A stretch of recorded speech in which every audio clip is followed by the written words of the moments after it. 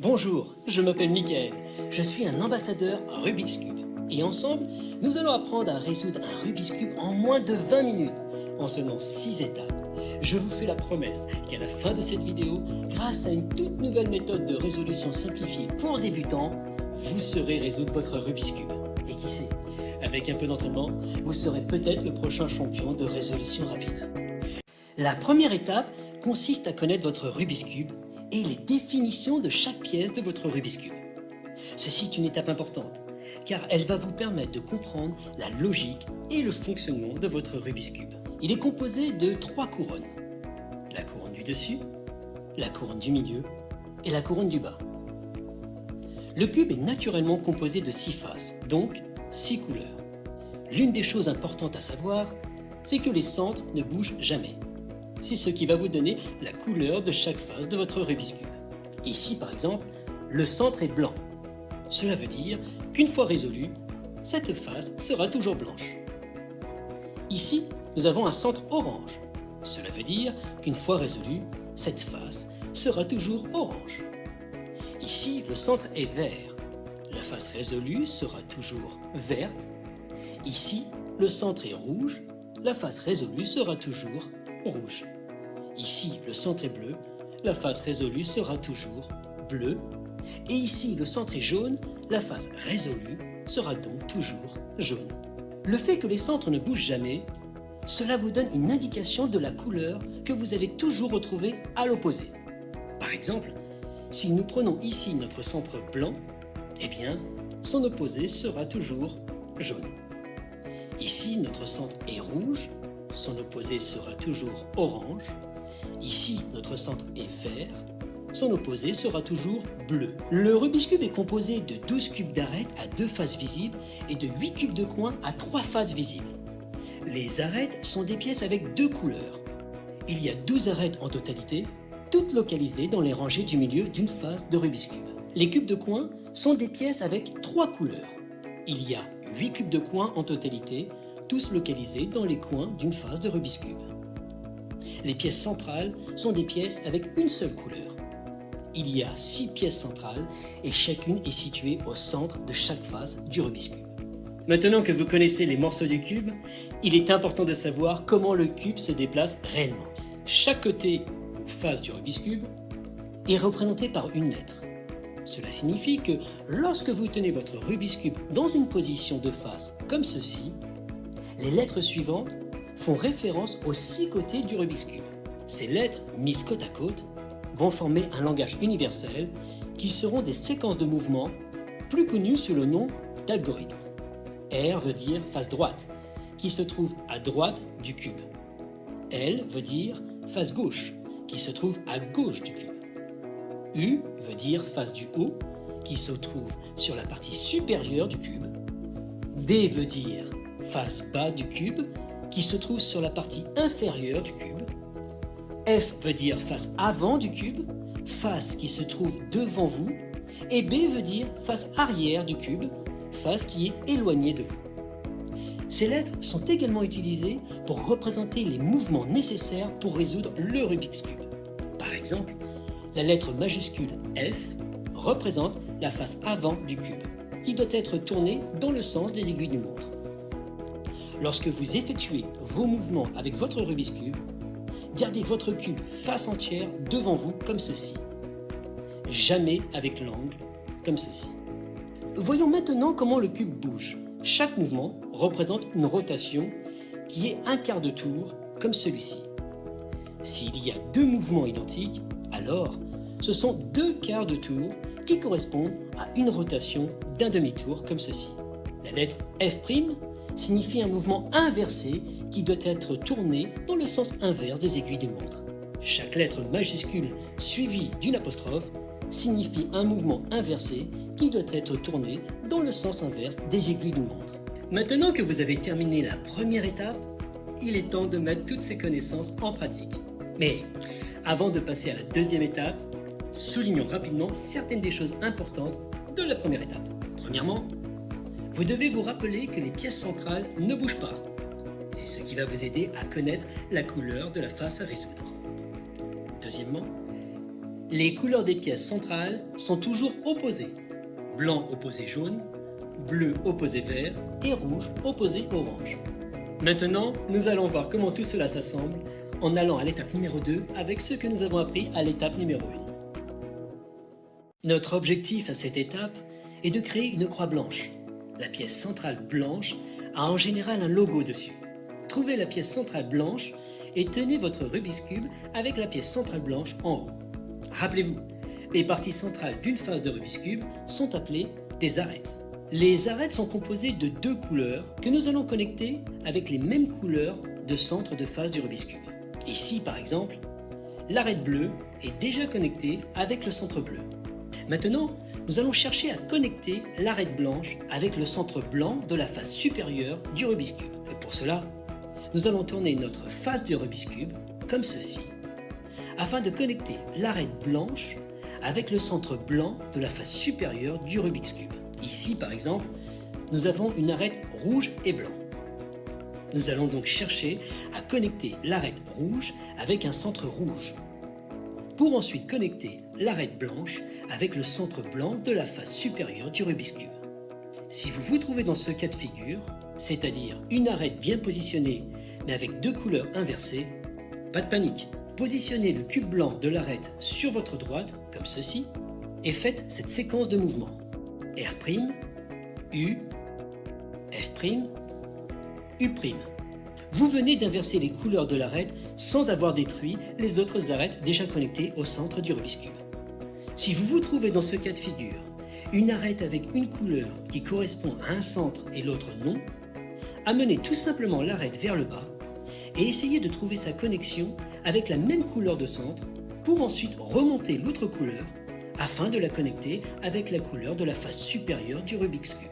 Si vous vous trouvez dans cette situation, une arête avec deux couleurs inversées sur la face D du cube, faites monter la couleur inversée pour la connecter avec le centre blanc de la face supérieure du cube. Vous vous retrouvez maintenant dans la situation que vous connaissez, c'est-à-dire une arête bien positionnée avec deux couleurs inversées. Vous allez donc faire cette même séquence de mouvements. R', U, F', U'. L'arête a pu retrouver ses connexions avec ses faces centrales du Rubik's Cube. Vous avez réussi? C'est super, excellent travail. Entraînez-vous à trouver la logique de rotation des faces du Rubik's Cube et connectez les couleurs des arêtes de cube avec les centres. Et vous verrez que la croix blanche n'aura plus de secret pour vous. C'est plutôt cool, non? D'ailleurs, c'est pour cela qu'à l'époque, on appelait ce cube le cube magique. Parce que parfois, c'est véritablement magique comment les choses se mettent en place toutes seules. Maintenant que vous arrivez à résoudre la croix blanche, notre objectif est de résoudre les pièces d'angle blanches. Alors, allons-y ensemble. Tenez votre cube avec la croix blanche en haut, sur la partie supérieure de la face U du cube. Nous devons maintenant localiser les pièces d'angle avec du blanc dessus. Le conseil sur cette étape est que les pièces d'angle auront une couleur blanche plus deux autres couleurs. L'autre petite astuce consiste à regarder d'abord les arêtes sur la face inférieure D du cube, pour en trouver une qui a du blanc dessus. Regardez maintenant les trois couleurs de votre cube de coin et cherchez les mêmes couleurs de centre afin d'emmener votre cube de coin dans sa bonne colonne. Ici, nous avons un cube de coin avec un blanc, un orange et un bleu. Donc nous allons chercher les centres avec un blanc, un orange et un bleu. Une fois localisé, nous allons positionner le cube de coin dans sa bonne colonne avec les trois couleurs de centre lui correspondant. Une fois positionné, vous allez exécuter la séquence de mouvements suivante. R', D', R, D. En gardant à l'esprit que vous devrez peut-être faire cette séquence autant de fois nécessaire jusqu'à ce que l'arête soit bien positionnée sur la face supérieure U de votre cube. Cette séquence de mouvement est plus connue sous le nom de l'ascenseur, puisque le cube de coin passe de la face inférieure D à la face supérieure U du cube en quelques secondes. Et voilà. Maintenant, nous devons adopter la même approche pour les trois autres cubes de coin. À noter, vous pouvez utiliser l'ascenseur pour tous les coins, peu importe leur position, du moment que vous vous répétiez la séquence de mouvement autant de fois nécessaire afin d'amener le cube de coin sur la face supérieure U. Vous avez maintenant votre face supérieure blanche résolue, connectée avec les centres de la deuxième couronne, ce qui forme un T. Vous pouvez être fiers de vous. Vous venez de réaliser la première couronne. Cette partie est un excellent exercice parce que vous commencez vraiment à comprendre comment le cube fonctionne et le schéma des mouvements. Si votre Rubik's Cube ressemble à ça, nous pouvons alors passer à l'étape numéro 4. Maintenant que vous avez résolu la croix blanche, notre objectif est de résoudre la deuxième partie qui est le milieu du cube. C'est en fait une étape assez amusante car lorsque nous aurons terminé cette étape, nous serons à 2/3 du chemin pour résoudre complètement notre Rubik's Cube. Rappelez-vous que ces pièces sont les pièces situées au milieu de chaque face du Rubik's Cube et qu'elles ont 2 couleurs. Donc, pour ne pas abîmer notre croix blanche et notre première couronne, nous avons besoin de tenir notre cube avec la croix blanche et la couronne en bas. Pour cela, retournez le cube afin d'avoir la croix blanche et la couronne en bas. Ici, nous nous concentrons sur les arêtes de la face supérieure U. La façon de créer une ligne verticale est de faire pivoter la face supérieure U jusqu'à ce que la couleur du devant de l'arête sur le dessus sans la couleur jaune corresponde à la couleur de la pièce centrale du cube. La rangée verticale est extrêmement importante parce que c'est ainsi que nous obtenons les arêtes de la bonne position pour résoudre la deuxième couronne du cube. Si vous avez remarqué, l'arête située sur la partie supérieure du cube U doit se déplacer vers la droite, car elle correspond à la couleur de la pièce centrale sur le côté droit. Pour cela, nous allons exécuter ces séquences de mouvements. U, R, U', R', U', F', U, F. L'arête est maintenant insérée dans la deuxième couronne qui correspond à la pièce centrale de la face du Rubik's Cube. Dans le cas opposé, si l'arête située sur la partie supérieure du cube U doit se déplacer vers la gauche afin d'être connectée à la couleur de la pièce centrale de ce côté, nous exécuterons ces séquences de mouvements. U', L', U,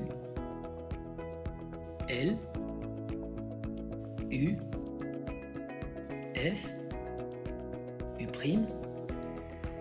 F'. Maintenant, si vous avez une arête qui est déjà insérée sur la deuxième couronne du milieu du côté droit, mais dans la mauvaise position, prenez n'importe quelle arête sur la face supérieure U du cube et refaites ces mouvements séquentiels dans le vide. U, R, U', R',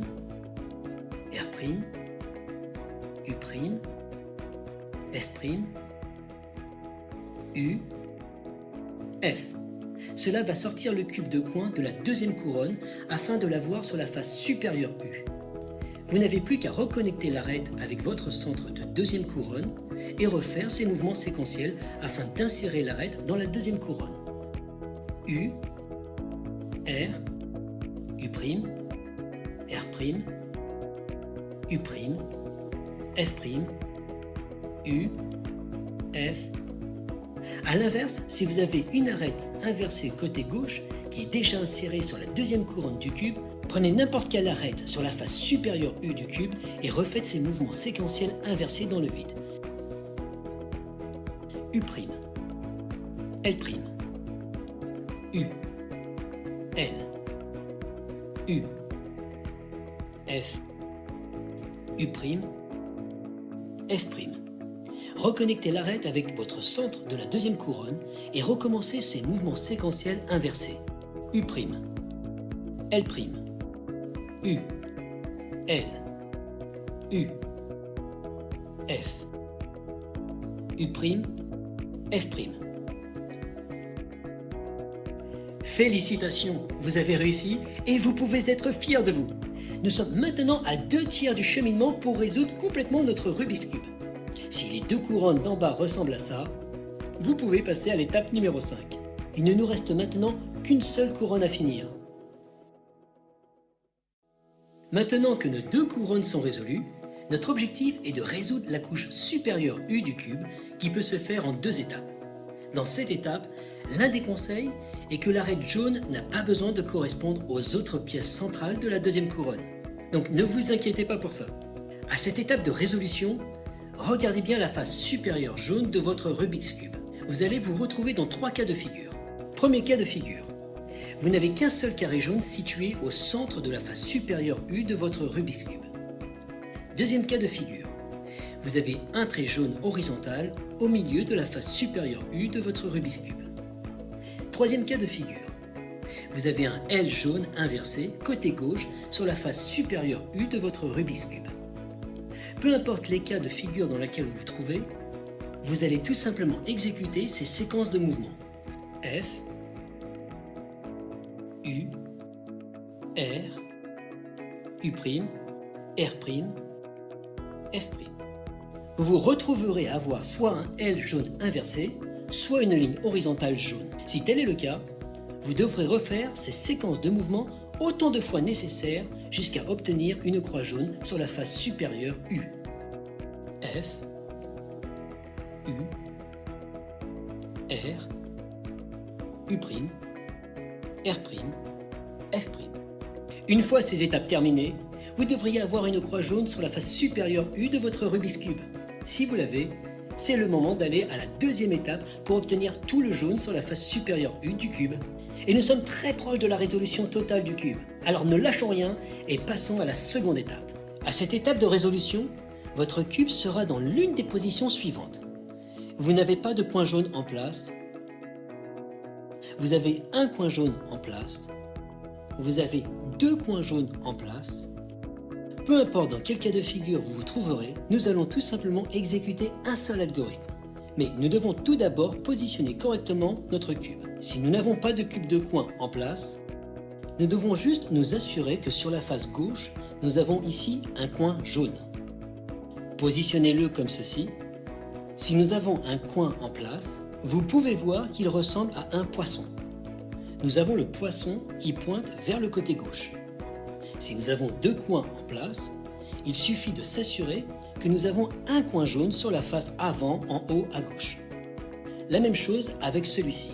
Sur la face avant, le coin jaune sur la rangée du haut, sur le côté gauche. Une fois que vous l'avez correctement positionné, suivez cet algorithme pour chacun d'entre eux.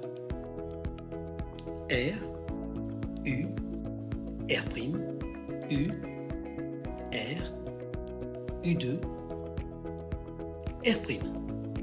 Notez que la face droite tourne dans des directions opposées à chaque fois et la face supérieure tourne toujours dans le sens des aiguilles d'une montre. Vous devrez peut-être répéter l'algorithme plusieurs fois avant de terminer les coins jaunes. Avec votre cube correctement positionné, nous allons exécuter une deuxième fois cet algorithme. R, U, R', U, R, U2, R'. Comme vous pouvez le voir, j'ai maintenant le poisson qui pointe dans le coin inférieur gauche. Nous allons donc refaire le même algorithme.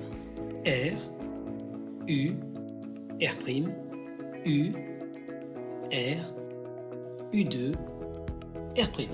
Et maintenant, nous avons terminé notre face jaune. Bravo, excellent travail, vous avez réussi. Nous avons presque fini la résolution de notre cube. Assurez-vous que vous êtes à l'aise avec cette étape avant de passer à la suivante. Et si vous l'êtes, nous pouvons alors passer à la dernière étape, l'étape numéro 6. Ça y est, nous y sommes. Notre Rubik's Cube est presque résolu. Il suffit maintenant de positionner correctement ses arêtes. Vous avez peut-être déjà une face avec une couleur unie. Si c'est le cas, placez-la à l'arrière. Sinon, pas de problème. Peu importe de quel côté nous mettons à l'arrière, exécutez cet algorithme jusqu'à 3 fois pour déplacer les arêtes non résolues vers la gauche. F2, U, L, R', F2, L', R, U, F2. Comme vous le voyez, nous avons maintenant une face résolue. Déplacez-la vers l'arrière et complétez le même algorithme. F2, U, L, R', F2, L', R, U, F2. Félicitations, vous pouvez être fiers de vous. Vous venez de résoudre votre Rubik's Cube. Apprenez maintenant à vos amis et partagez l'expérience avec votre famille. Et rappelez-vous, vous pouvez faire le cube.